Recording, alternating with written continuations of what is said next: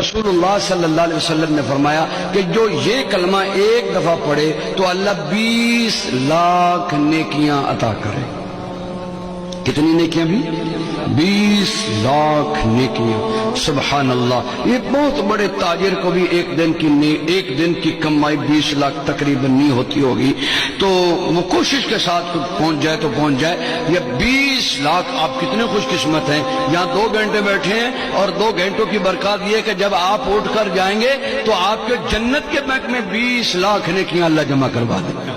وہ کلمہ کیا ہے؟ سارے پڑھیں. بسم اللہ الرحمن الرحیم.